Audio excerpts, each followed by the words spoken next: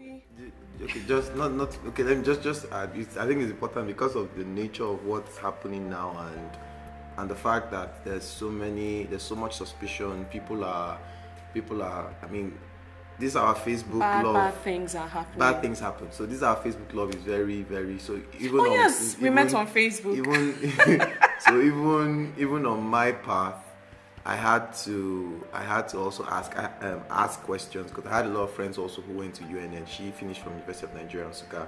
I had a number of friends actually who went to UNN also. So I also called them up, asked about her department and all that because it was it's really important so that you don't get yourself caught up with the bad guys. Exactly. There's so many of them out there. So just to make that clear, it doesn't change the fact that it's on Facebook anyways, but yeah. So I saw him and he was particularly handsome. I really liked what I saw. That was actually my first time meeting him. And it was... And she was forming at the time still. Forming what? You're forming now. You're still forming. But forming what? You're still... You know, I liked him and I was expecting him to, but he didn't say anything. We did the camp meeting. She was expecting me to say, will you marry me? As in, who does that kind of thing? Okay, yes, I wasn't expecting him to say, will you marry me? But at least define what is happening. We obviously had gotten somewhere, and I know our emotions had actually been aroused. Is it aroused? Awakened, yes. Our emotions had been awakened, and I was expecting, okay, you've gotten me to this point, and would I just come to Nigeria and go back to Ghana, and then you act as if... She came for camp meeting, Abi. She came for a program. I thought she said she came for a program. She came for a program. You came for a program. You came to encounter God.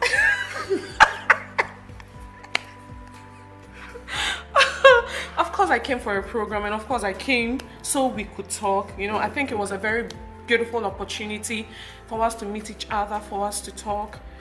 So he didn't say anything. I didn't talk to him. I'll be honest. I didn't talk to him. I was upset. I think it was my birthday, sir. It was my birthday. Yes, it was in April. It was my birthday. It was my birthday. It was actually my birthday, and you decided to make it not the worst one, but at least you decided to make it complicated. So you decided that when you refused to say anything, how can you?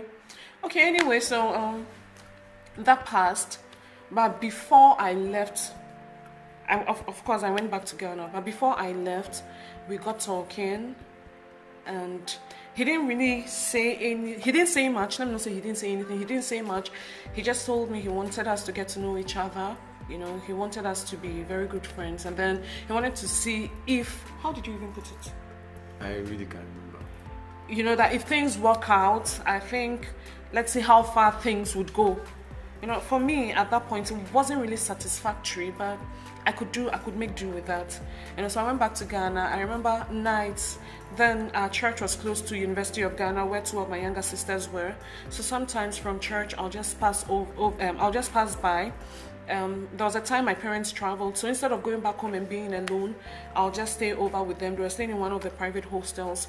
So one of those nights, I was just flipping through photos, all those beautiful photos, whatever for me, all those beautiful photos. So I was just flipping through, and then our last one, she asked me a question. She was like, "You really like him?"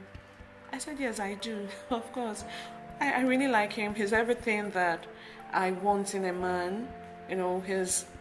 First of all, for me, the most important thing before I even consider a relationship with a guy is your standing with God. I realized he had a strong passion for God, which to me is very, very important. He had a relationship with God, and he was a good guy. I remember my daddy telling us that before we bring any man into the house, we should just first of all look at him. And my daddy is a very cute guy. He's tall. He's cute. So I met someone that fitted that description, not just because of what my dad said. I personally like tall guys, and yes, one of the attractions for me was that he was very intelligent. I love intelligent people. No, I'm still nothing. I love intelligent people. There's something it does to me when I sit and I'm talking with someone that is thinking at a certain level. So that also that also got to me, that also was an attraction point for me. He was very intelligent. He was everything that I wanted in a man, and then oh man, he speaks well. So my sister asked me, do you like him? I said yes, I really, really like this guy. She was like, just talk to God. Tell God. So I went back to God and I asked him, okay, what's the plan? He didn't say anything, but I realized I had so much peace in my heart. Then the conversation came up. I remember there was a time he mentioned his past relationship. I don't want to go into details, but one of my fears was his dad actually wanted him to marry someone from his tribe. He's from Delta State. He's an Isoko man. That his dad wanted him to marry someone from... They weren't really too comfortable with him marrying an Igbo. So I brought it up. I told him, but I'm Igbo. He told me, don't worry, we're going to be good. We'll be good, And I believed him. One of those days he called me and he said, my mom called me and she asked me, she said that when they were in church that day, that a word came from the person ministering, the head of your women's group, right? And head of women's group. The head of the women's group, that a word came for her, that the woman asked her if her son was seeing a Ghanaian, So she called him. She said she didn't know. So she called him and asked him if he was seeing a Ghanaian. And then from what he told me, he told his mom that he wasn't seeing that the girl is not a Ghanaian, but she grew up in Ghana. Yes, I went to Ghana when I was 2 years old, and I was in Ghana till I came for my university education. And then when I was done with my youth service, I went back to Ghana. So he told his mom she's not a Ghanaian, but she grew up in Ghana. And he said the woman told the mom not to stop that relationship, that the girl was a good girl. And that was it for me. When he told me that, my heart was so much at peace.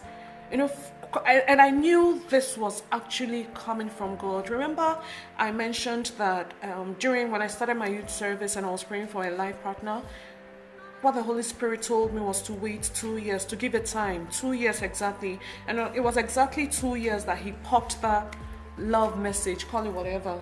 Hey, pretty face, how is Ghana? It was exactly 2 years when he popped that question to me on Facebook. I just understood that when God told me to wait 2 years, of course, he definitely knew what he was doing.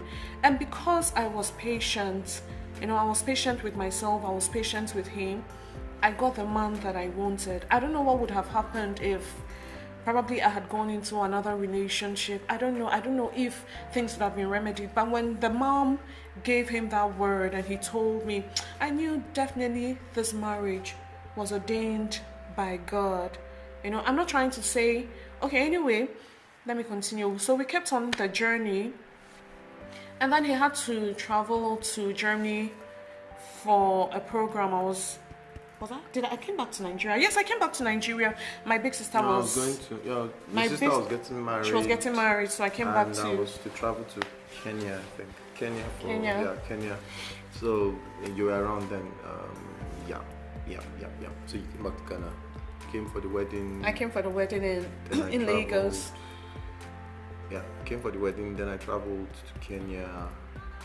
Yeah, then we started our distance relationship that lasted another year.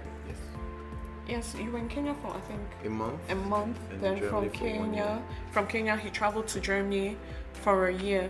So that was how we started the long distance relationship.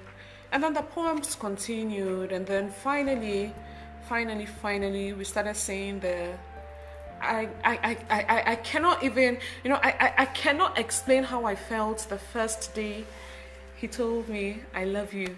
I had been waiting for it since, No, don't get me wrong. I wasn't desperate. No, I wasn't desperate. Of course, desperate. Well, what are you desperate for? What now? Desperate for you? Desperate for a relationship. Desperate for my heart was open. However it goes, I trusted God in that relationship. I prayed about it, and God heard me.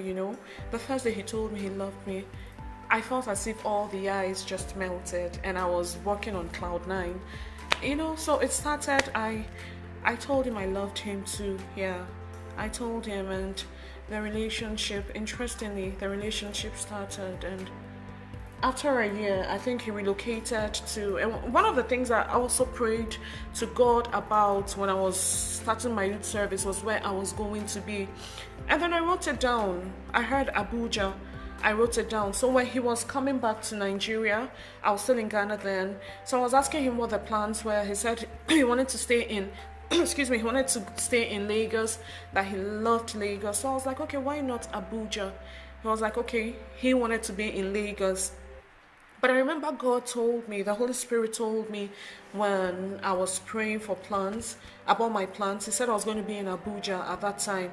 So after he came to Lagos, he called me one of those days and said the company that he was working with was relocating him to Abuja. I screamed, I was so excited because I knew, oh, really?